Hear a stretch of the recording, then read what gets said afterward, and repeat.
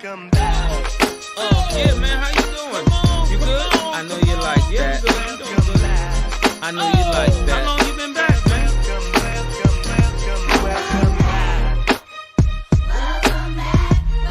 You know you like that. You know you like that. You know you like that. You know you like that. What? You know you like that. Come on. You know you like that.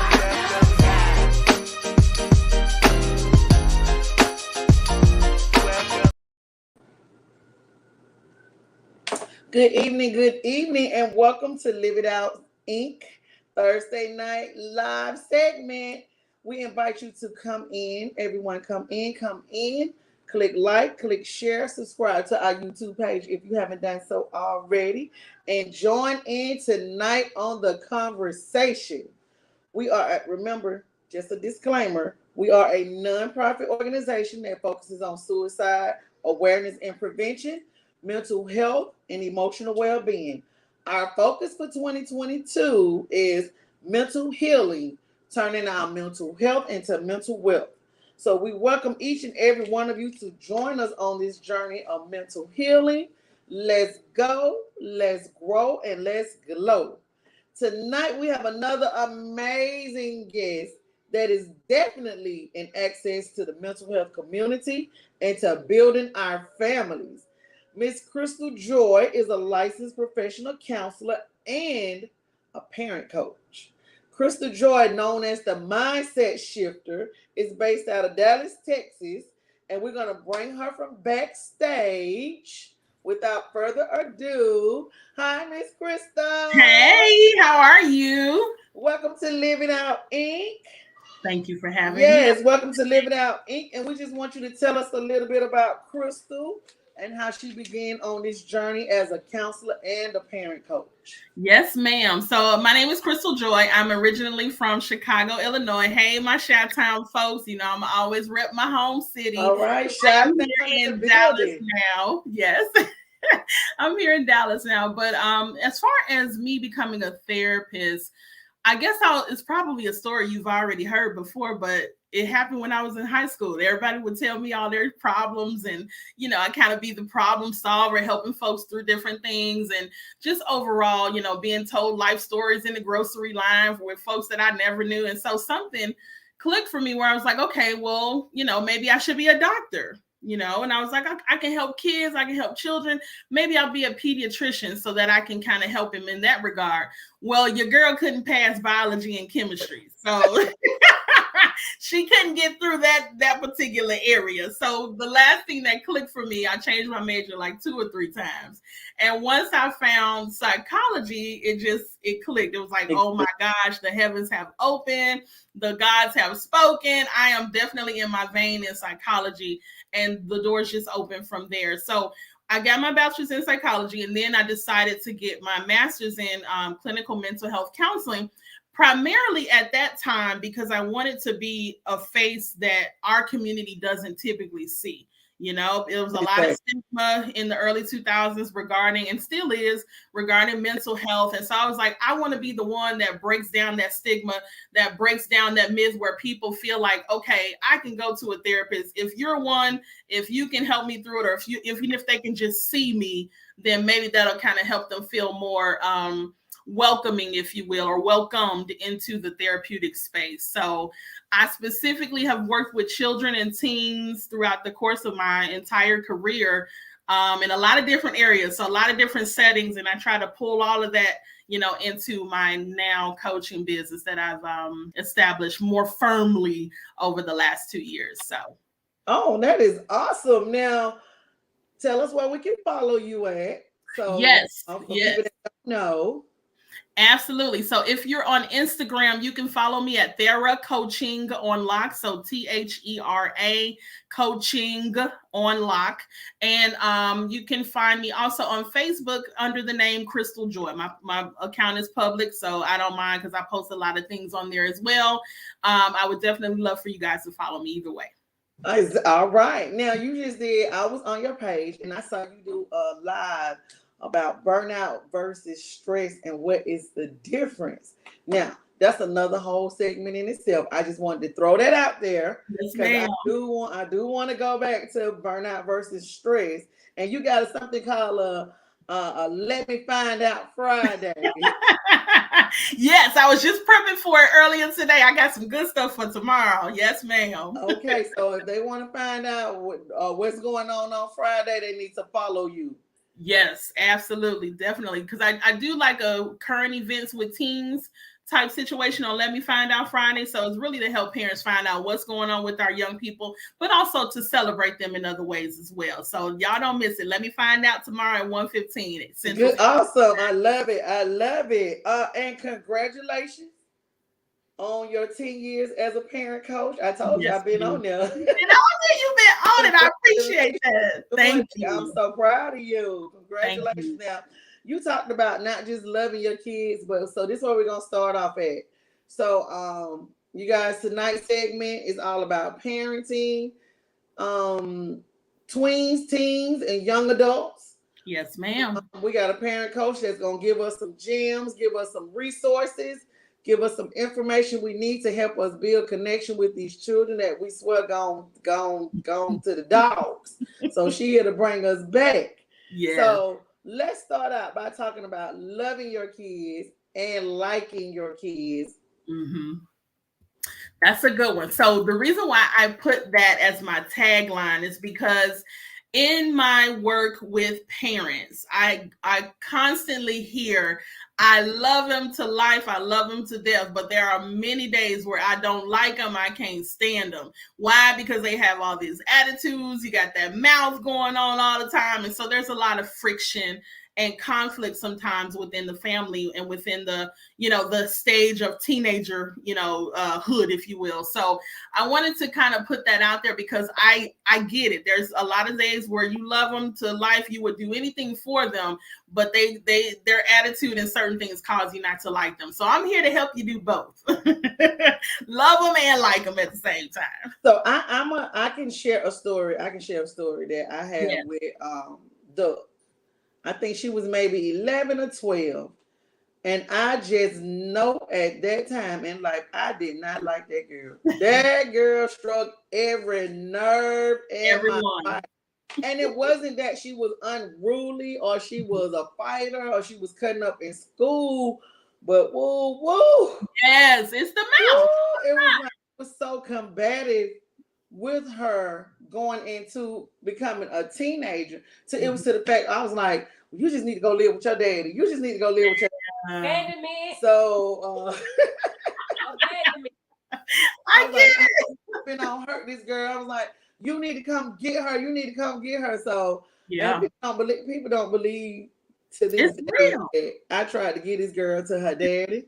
Because at that time I couldn't stay. I was like, I didn't, but I was asking God, I was like, God, why do I feel like this about my child?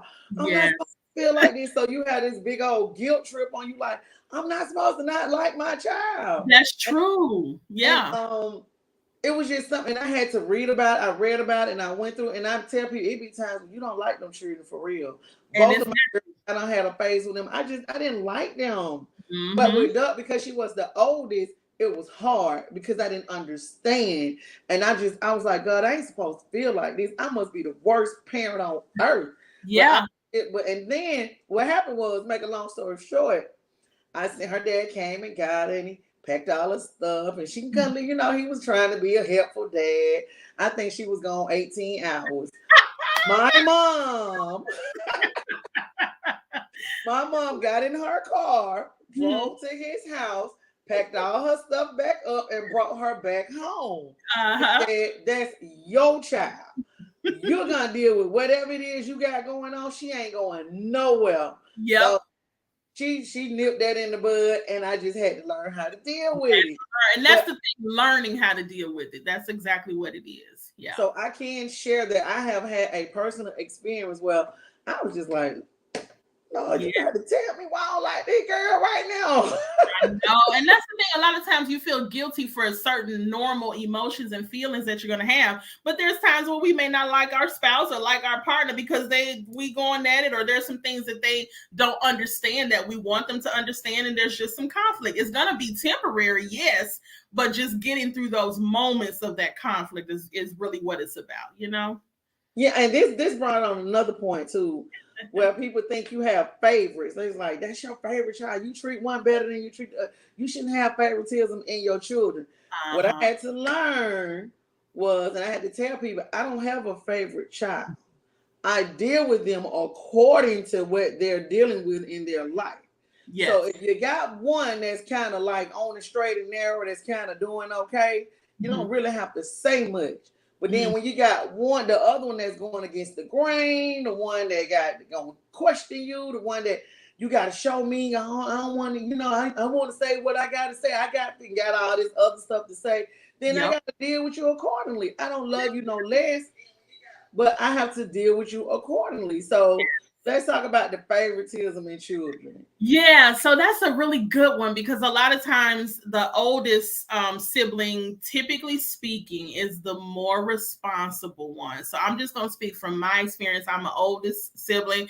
I have a brother. And so I was the one that was responsible for being at that time it was latchkey kids. I grew up in the 80s. I had the key, and I was the one that had the key. My brother would lose it off and on. We love him to life. He grown now. He gonna be like, Crystal, why you telling my business? But I was the one that was had to hold it down. Maybe start dinner before my parents got home. Different things of that nature.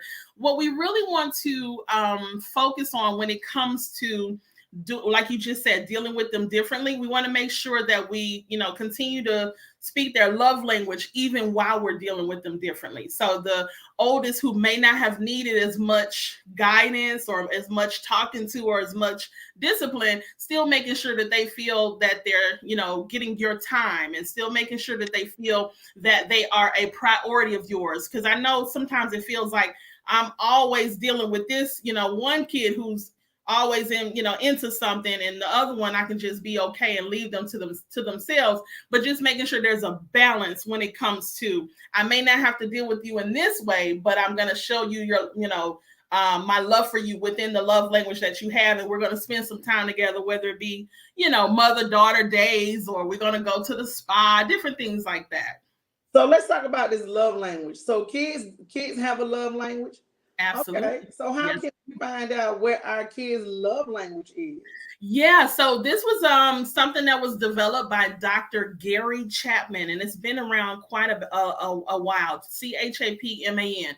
And so it's psychology based, and he basically says that children and adults, we all have something that speaks to us that causes us to feel heard. It causes us to feel loved. And so the 5 love languages are words of affirmation, acts of service, giving gifts. Their other 2 are physical touch.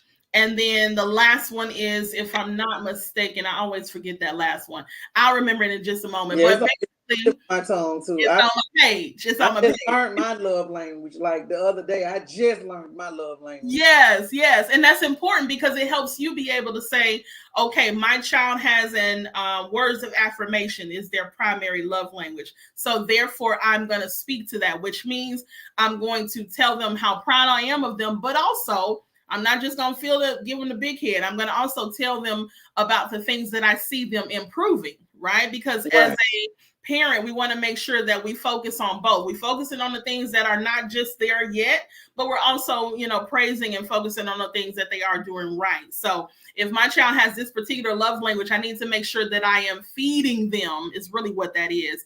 I'm feeding them in the way that they, desire to feel loved from me, So, and there's a test or quiz that you can actually take to figure out what that is for kids, teens, and adults. Oh, wow. Yes, I didn't know it about kids. So you guys try to find out what your kids' love language is and see if you can get some information from that to build on a relationship. Yes, absolutely.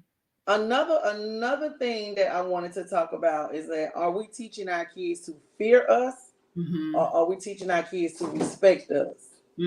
That's a big one. So the reason why I I really like this one because, one thing about it is, as adults, a lot of times we feel that our children, what's the best word that I can say is they challenge our authority.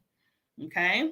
And so if you think about it like that, you are challenging my authority. Then if I take that, stance, then I have to prove to you or show to you that I'm still boss. I'm still, the big man on top.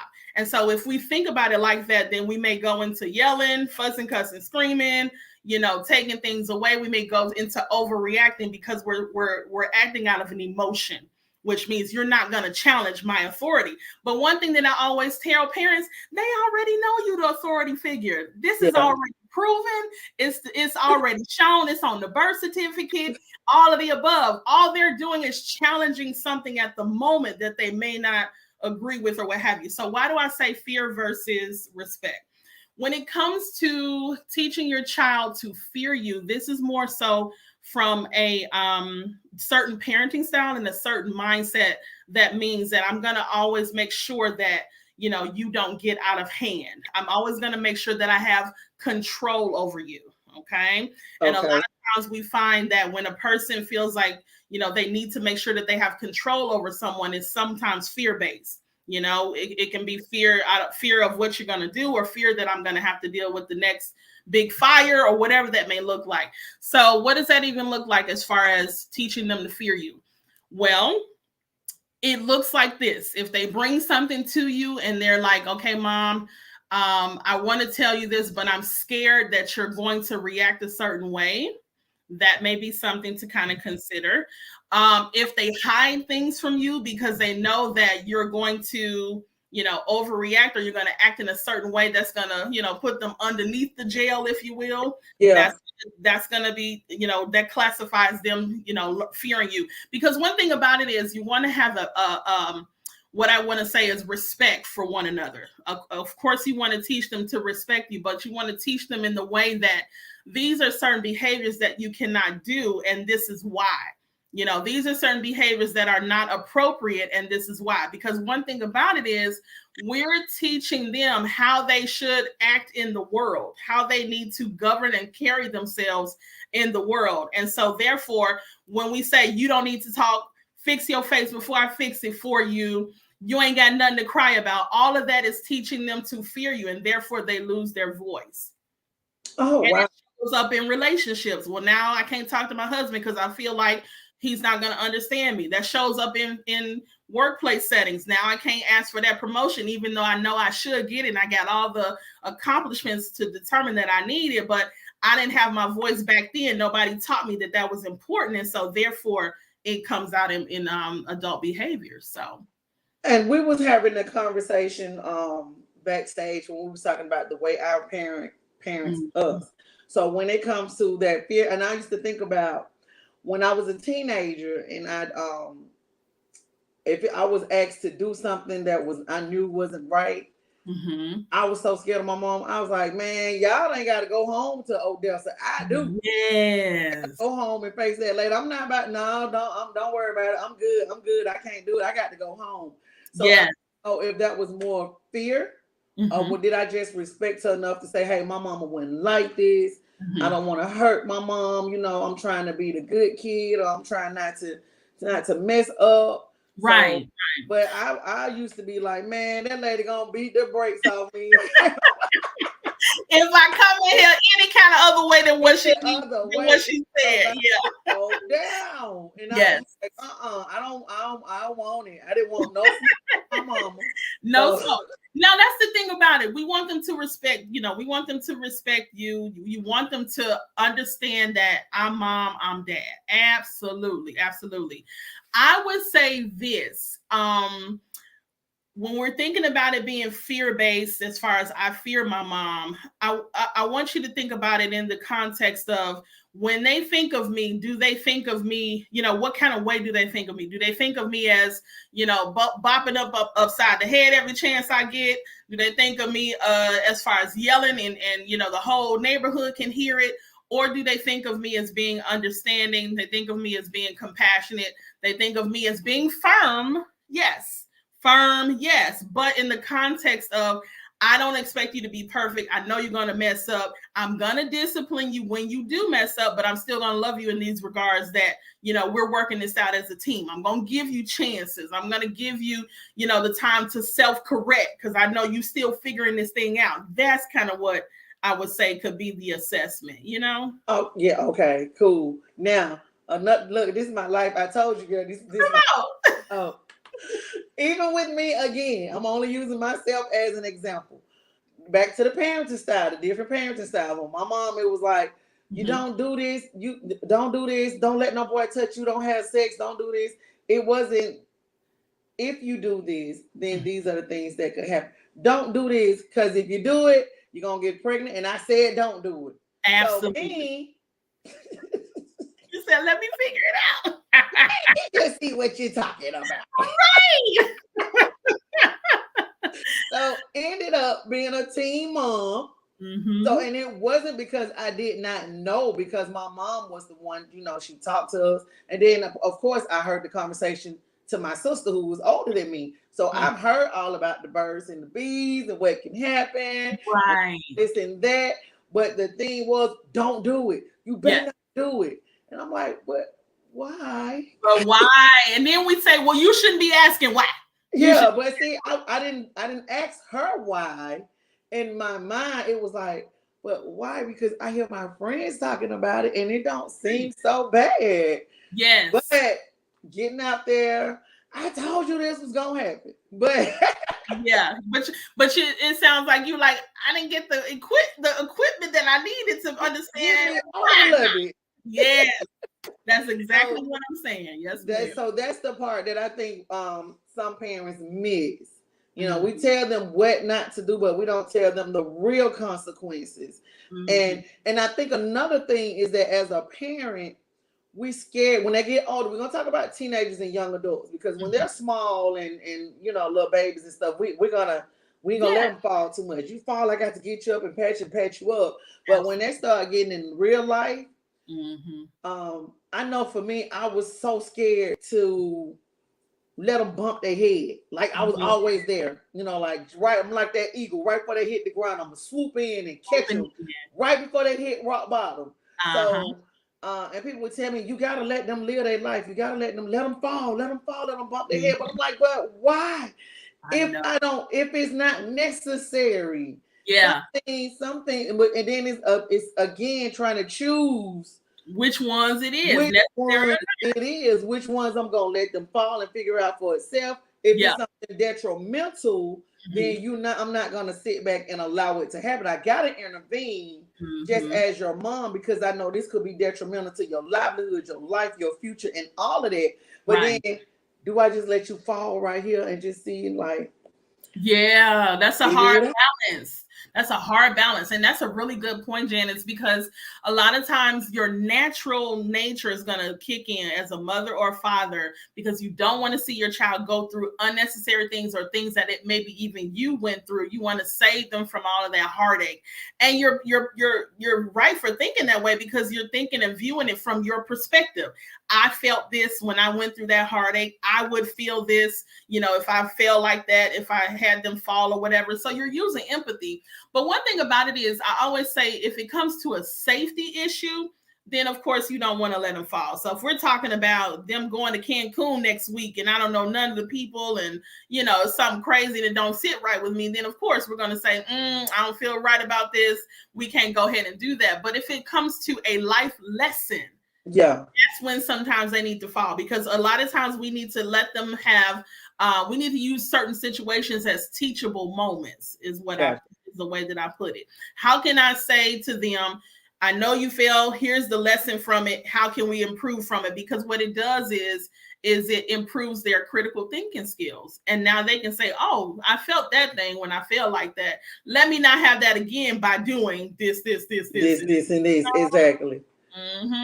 Okay, and then with the critical thinking skills, it's something that our kids are lacking today, especially our teens and young adults. That's again we were talking about. We're not equipping them with the coping strategies that they need out there in life 101. So when it's time to make a life-changing decision, they don't know how to do it. And then when they're faced with situations, they don't know what to do because number one, we haven't taught, especially our boys, we haven't taught them how to identify their emotions, recognize their emotions, deal with their emotion, and to even say, hey, I'm feeling like this. I need somebody to hear me.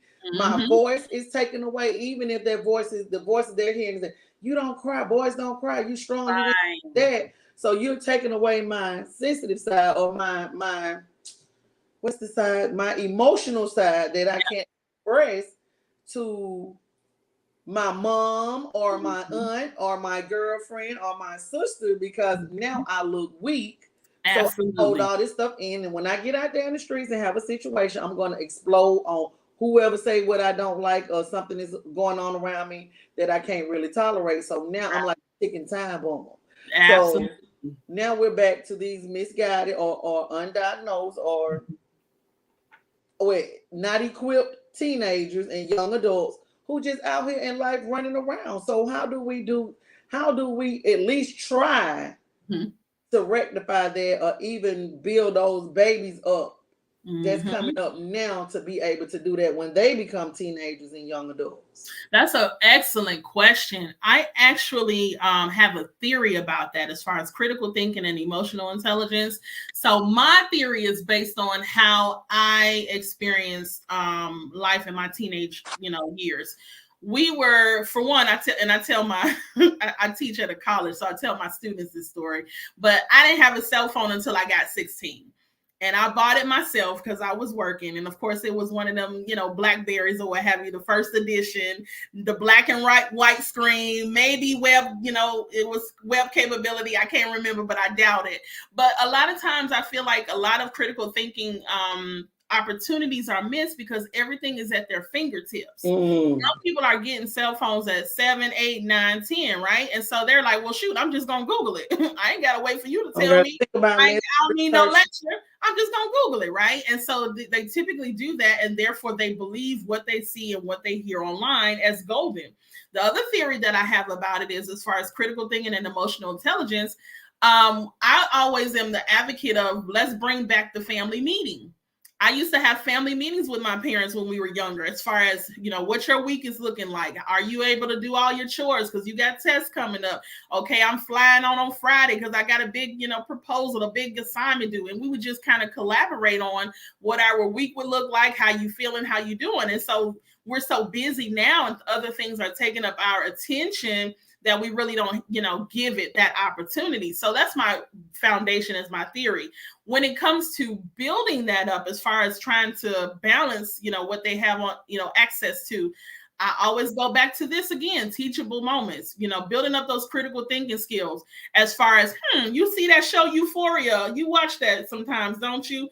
How you feel Rue is feeling about this, that, or the other? How do you think she feels about her childhood? I know a little bit, not a whole lot about Euphoria, but it's the HBO show. How do you think she is navigating life? And just kind of asking those questions in order for them to feel, like, oh, I'm not just watching the show. Let me see it deeper and create their own thoughts about it, And entertained by it. And not just be entertained. So there's a lot of things that they see, that they're exposed to, that they have access to, especially online, that you can definitely use as a teachable moment in order to help them say, oh, well, I actually think this, that, or the other, and here's why. They're creating their argument. They're supporting it with, sound results and facts instead of just, oh, I found it on Google or YouTube. That's all I need. Oh yeah. So that's a big one too. And with emotional intelligence, I always say this is just being able to understand what you feel. So you're looking in the mirror, seeing what you feel and where it's coming from. And that is navigated through discussions and conversations, and even maybe you showing your own emotions as a parent. You know what I'm saying? I've had certain young people come to me and tell me, I never saw my dad cry. Yeah. I never saw my mother, get upset. She was always easy peasy, go lucky. Everything's fine and wonderful. And I was like, man, okay. So how do you deal with your anger? I don't. I just see red and I go to town. Go ham. Yeah. And go ham. So you modeling for them what they should be doing is going to be super important when it comes to that. Yeah, and I find that to be true too, because growing up, I never saw my mom cry. I never saw her just be sad. I always saw, the hustle in her, just like she was always going, working. We were Yes. the latchkey kids and all of that, and I never saw her cry until like she was in her illness, like when she really just got sick. And I was like, it was so shocking to me. I couldn't even understand. I was like, what's going on? What's going on with you? That was like real, like mind-boggling and an eye-opener for me, that this lady had been so strong her entire life in front of me, that now that I'm seeing her at her weakness, I didn't even know how to digest it at as old as I am now. So we gotta give our kids those emotions. The other thing I wanted to talk about was, how does trauma, when we as parents experience trauma, affect our parenting role?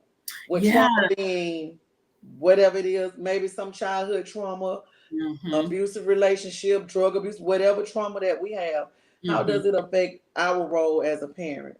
Yeah, that's a heavy one. And that's a multi-layered conversation. But I love the fact that you brought that up. With trauma, the way that I explain trauma to people is it's almost like you're wearing prescription glasses and prescription contacts at the same time. Okay. And if you've ever tried that, which I have, back in the day, I was just experimenting, and you just see everything looks warped. So if the bed is in front of you, it looks it's off kilter, and you feel like you're in a fun house. If you've ever been to a carnival or something, that's how it feels. So with trauma, what it does is it changes your perspective. And so you see things from the lens of that trauma, which means you may be paranoid as far as I'm not going to let anything happen to my child that happened to me. You may be more restrictive as far as, nope, y'all can't do none of that, because just in case the world is crazy and people are, rude and unsafe. And so I have to always keep you safe. And a lot of that is fear-based, again, anxiety-based, right? Yeah.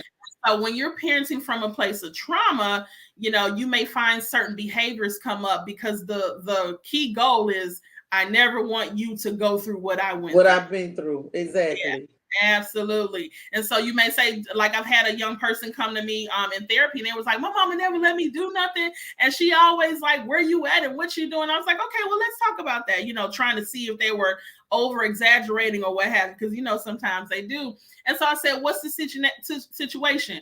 And so the young person said, well, my mom lets me go to the mall, but she says, you got to be, stand outside, 2 hours later. I can't really be with my friends that long. And even when I'm at the mall, she's texting me every 15 minutes. You still at the mall? You good? Where y'all at? What y'all doing? What store y'all in? Okay, so show me a picture. And the team will show a picture and send a picture. Okay, that's good. What's that thing behind you? Are y'all all right? Who's that man right there? And so they can't even enjoy themselves. Enjoy being at the mall. Yeah.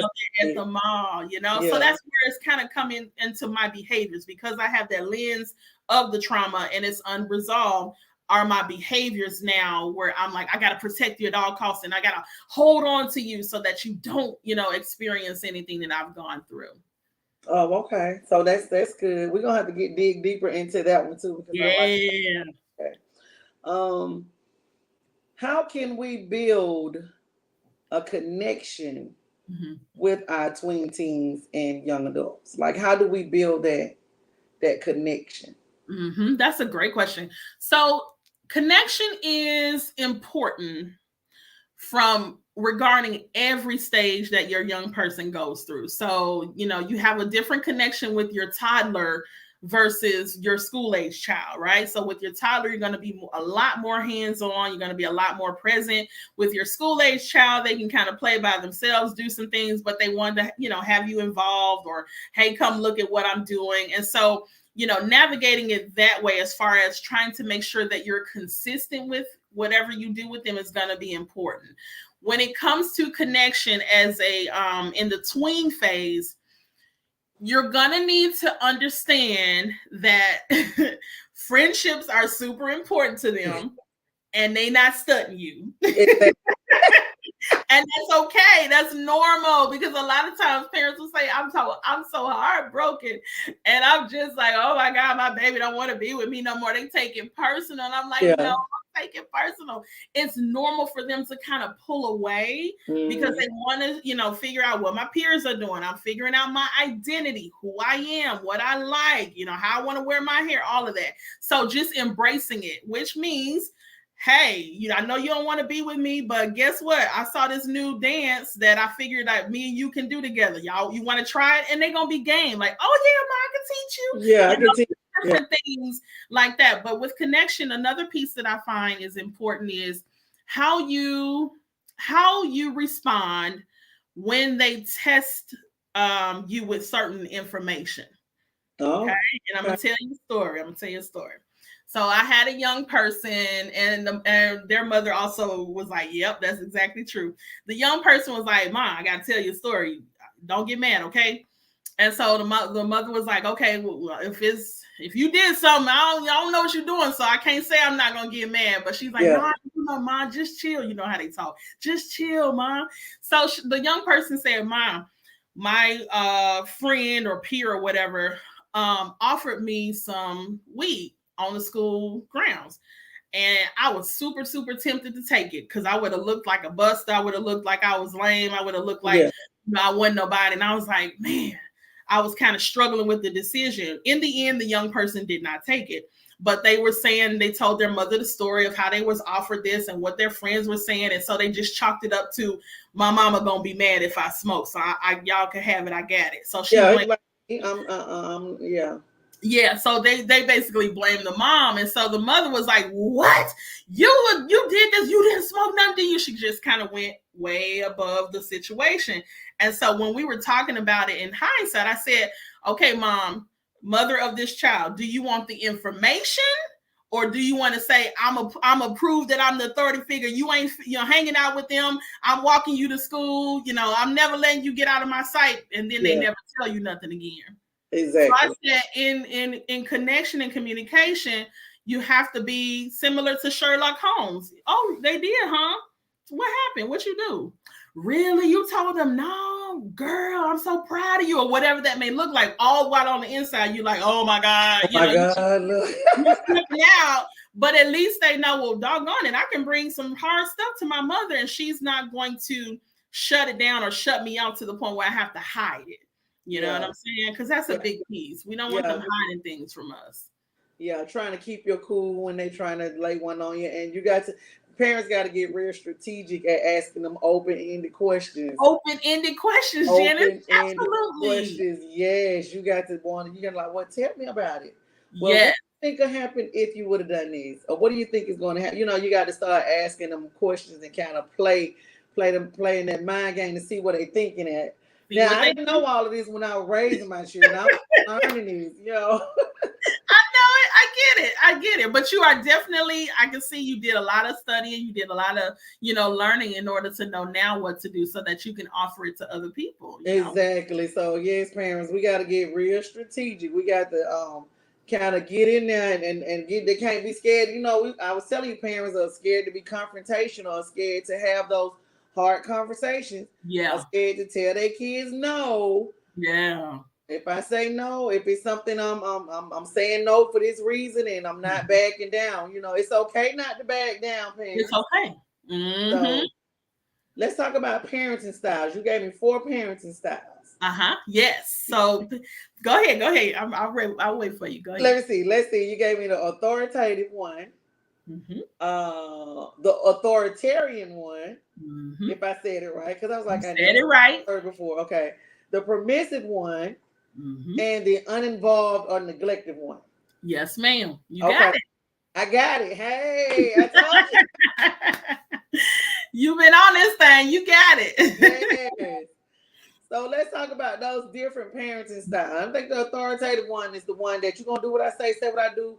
Do as I say, not what I do, and that is what I mean, what I say, and blah, blah, blah, blah. The one that kind of walk around with the chest out all the time. But yeah. So I'm gonna leave the best one at the end. Okay. But the first one, permissive, is just basically like hey, do what you want to do.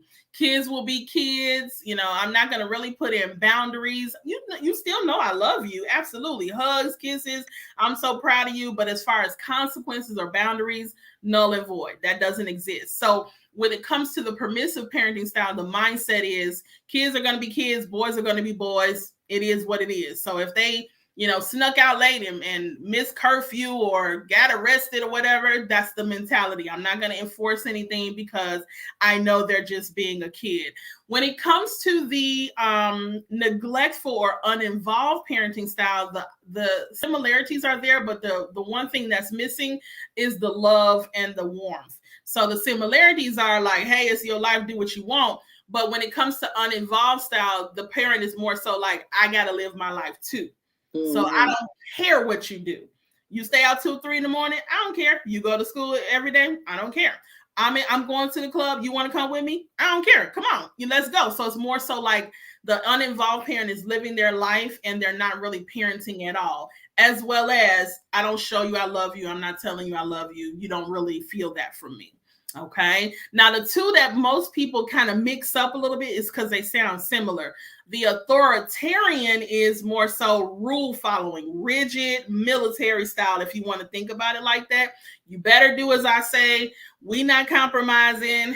It is what it is. I know it's prom night, but you still got to come home at 9. Everybody else coming home at midnight. We can make some considerations, but nope, I'm not hearing it. So it's more so like I'm the authority figure. Do as I say, no questions asked. Okay? No, don't even ask me a question. We're not talking about it. It is what it is, final verdict, if you will, for authoritarian. With authoritative, it's more so like I have rules, I have boundaries, but let's see, is there a time that I will compromise? For example, me personally, there was a big game going on when I was in high school, and the game wasn't going to end till 10:30, 11 o'clock. Now my curfew was 11:30 at the time. I was like, Mom, the game going on. We ain't going to get done till 11. Everybody going to want to go eat. You going to let me stay out a little later? So of course, she was like, let me think about it. My grades was good or whatever. So she was like, yeah, come on. You can come home at 12:31. 1 is the limit. So don't ask me for nothing past 1, but she compromised in that regard. Yeah. Right. So it's not just rigid. I have boundaries. I ain't letting you stay out all night, but we can have some flexibility. Let me hear what you got to say. Let me hear your thoughts on it. Yes, be respectful when you telling me your thoughts, but let me hear what you have to say. That's authoritative. Okay, gotcha. I got that. 2 more questions because I know it's almost time for. Oh yeah. No problem. All right, let's talk about nagging our kids. Can parents actually nag their kids? Your daughter like, yeah, girl. Yes. Yes, parents can nag their kids. Unfortunately, this is a thing. And I always tell my parents, even the ones I'm working with specifically, and even on my social media pages, I am not here to bash nobody and their parents, and that is not my thing. I am here to uplift you, and I'm also here to empower you. But if I see some stuff that's wrong or that's not the best way and it's not getting you the results that you're looking for, I'm gonna tell you because that's what I do. Right? I'm supposed to help empower you. So yes, there is a way. It is possible to nag your kids, and what that just basically means is you give them a directive, but then you follow up behind it as if you don't think they're going to get it done, or you don't feel like it's getting done in the time frame that you think it should be getting done. So therefore you keep asking, when is it going to get done? You got that done yet? Why didn't you do it yet? That's definitely, but why can't they do it when I ask them to do it? About little kids. I'm talking about these grown children. I hear you. Ask you to do something, just go on and do it. I don't want to have to come back and ask you, just do it. I hear you. So here's my let's just say solution. Here's my solution. I'm gonna help you. I'm coming through. I'm gonna help you. Here's my solution. If you ask your child, whether it be teen, tween, or a young adult or a full adult, to do something, it's better to give an expectation and a time frame so that it's all for you. You don't have to mentally think about it, but they also know what they're supposed to do. So for example, if you want them to pick up the dry cleaners, and you know that your dry cleaners need to be picked up by 6 o'clock on Friday. You tell them, hey, the dry cleaners need to be picked up by 6 o'clock on Friday, because if you don't, then I will have to pay an extra fee or what have you. And you leave it.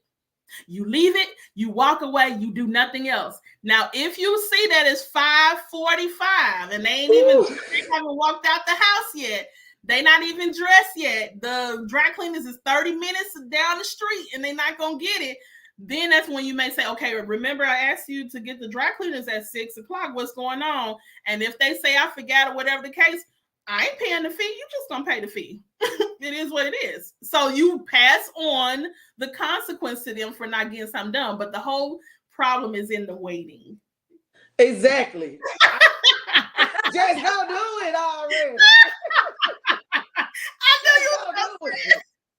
Go get the dry cleaners. Go get the dry. If I tell you on Tuesday the dry cleaners need to be picked up by Friday, you don't have to wait Friday to 6:19 to go get it. But this is the thing I tell people. I say to myself, everybody ain't like you, Crystal. Crystal, you're going to get it done right then and there. You're going to say, okay, let me put it on my list and put it in my calendar and put it on my account so it can beep when it's time to do it. Everybody ain't like you, Crystal, so I'm going to offer it. Everybody ain't like you, Janice. You know what I'm saying? Okay.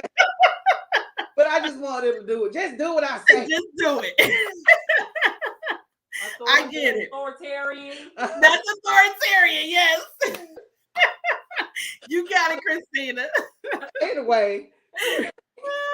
I love it. This is a good one. Should parents apologize to their kids? Yes. And this one, baby, the streets was hot when I said yes. The streets was hot, hunty. Now, some people agree, some people don't.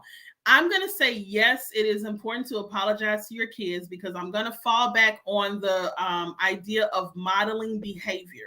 And a lot of times parents are like, well, why does my child not accept responsibility? Why does my child never say they're sorry? Why do they feel entitled? And I said, well, tell me what you show them in order for them to understand what apologizing and empathy and sympathy and all that looks like. And a lot of times it's going to start with you. Now, as the model, it does not remove your authority at all. Again, remember, you still mama, you still daddy, you still the one that got the more money than them. They still rely on you. They still depend on you. But it does show a deeper lesson of this is what it looks like, when you're wrong. You need to apologize. You need to accept responsibility, and here's how to do it, because I'm now doing that to you. You can do that with someone else. Or back at me, Mom, I'm sorry, I was yelling at you the other day and I know you checked me, but I kind of thought about it, Mom, I shouldn't have been talking to you like that. And I've had young people say that they did that to their parents, and I was like, yay, like excited inside. But you're modeling for them what you want to see them do, and how you want them to conduct themselves. I'll share another story with you.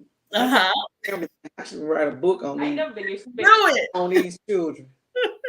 And it's since they've been adults. So because parenting adult children was something I was not aware of.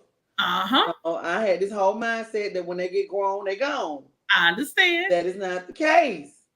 When they get grown, that's when parenting kicks in. You really don't start parenting till they get grown.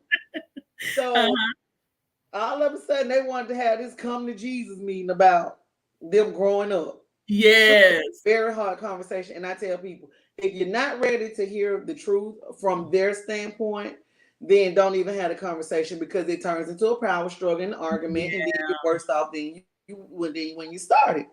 So they had a chance to tell me everything they felt like they went through when they were young, and how I could have did things different, and what they were feeling, and all of this stuff. And I bit the bullet.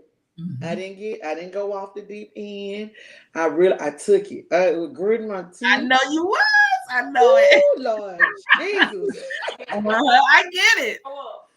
Lord, I was sitting there like, oh, blood. You can feel the blood pumping through my veins and my neck and everything. But I was determined that I was going to get through that conversation. Yeah. So after we had the conversation, I simply said, you know what? I am so sorry. I apologize. Oh, wow. That's amazing. We was out to eat. I don't remember that. I apologize. It wasn't like, but I apologize to them. Yeah. I let them know. But this is what I found out that we can't do, parents. You can't say I apologize if I made you feel like that. Yes, please don't. So Don't you can't say that. It has to be a heartfelt, genuine apology. That's and right. this just since they've been grown, because everybody knows Christina's story. Duh. So like when she says she attempted suicide at 15 and 21 under my roof. So it ain't like she lived with an auntie here, an uncle here, grandma that living with me her entire life. Except for that 18 hours that I tried to go give her to her daddy, and it didn't work out like that. So other than that, I was like, okay, I missed something. So that's what made me want to have the conversation. Like, you in the house with me. I'm taking you to school every day. I'm putting you to bed every night. I'm bathing you every night. I'm cooking for you every day. I'm the one that's dropping you off at school and picking you up. So I'm physically in your life. So you don't have to wonder where I am. I'm there. So how did I, being your mom, 24 hours a day, miss that whole segment of what you was going through twice? I understand. So when it got to that point, and I still, and like this just been a conversation, what, how many years? Maybe 4 or 5 years ago. So this is fresh conversation. Right. That's what made me like, okay, talk to me. Now I'm ready to listen. Because I was listening at 20 and 30. Girl, y'all better get out my way. Yes. Get them clothes ready for school. Go lay down. We got stuff to do tomorrow. Right. So, and I'm blessed and I'm lucky that I was able to have that conversation with them. But parents, be aware. They're going to say some stuff you don't want to hear. That's right. Or you may not be ready to hear. So, and that's okay, because what you're sharing is, it's hard to hear those types of things as far as what a person thinks I did wrong. But when you accept it and swallow it, like, I get your perspective, you validate what they feel. Even if you feel different, even if you feel like, okay, I don't know where I missed that one. I hear what you're saying, but I don't see it yet. You still validate what they're feeling, because then, you know, it creates a bigger conversation as far as how can we make it right? What can I do better? How can we salvage and continue and even healthily, you know, have a relationship with one another now that I know this information? And it just breeds a whole different mindset when it comes to, you know, when a person comes across like that. So I agree. I totally agree. It may be hard to grit and bear it, but I bet you when you respond appropriately, it's going to definitely do a world of good for that relationship. It does. And it did. It really does. We have an amazing mother-daughter relationship. So, but I had to bite that bullet, y'all. I tell you the truth, y'all. Ugh. I know. I'm so grown children. You talking about what they say? If you have some grown children, they keep you on your knees praying. Them grown children, they do. Praying. They keep you praying. Yes. It has been, man, this has been so amazing. We are running out of time. But tell them again where to follow you at. You have been such a joy, Crystal Joy, and a gem to live it out, Inc.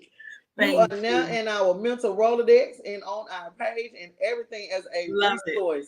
Thank you. And I appreciate that. You guys can follow me on Instagram at Thera Coaching on Lock. I'm going to have some new announcements coming up in March as far as some programs that I'm going to be offering for parents. And then, of course, you can find me on Facebook under the name Crystal Joy. My profile is public, and I definitely post a lot there as far as how you can be a better parent and make sure that you like and love your kids. So thank you for having me. Yes, please like and love them kids. You know, be like, cut these people off so bad, but I can't cut them off. No, ma'am. I get it. Well, thank you so much for joining us on Live It Out, Inc. Thank you so much. We really, really, really appreciate you. And I'm going to follow you. And I'm going to keep up with you because you got some amazing stuff on your page. It's good information. It's healthy information. It's so much, and it's what we need this day and time. Yes, it is really what we need. Thank you. For all of you guys, thank you for tuning in. To all of Crystal's IG followers, thank you for letting us borrow her. Thank you guys so much, and you keep living your best life Keep doing your thing. You do it well. You wear it well. Let your light continue to shine. And Yes, I'm ma'am. up with you. Live It Out Inc. See you guys next Thursday. Any announcements, Christina? No, just tune in next Thursday. Tune in next Thursday. Bye, guys. Bye. Thank you. Thank you.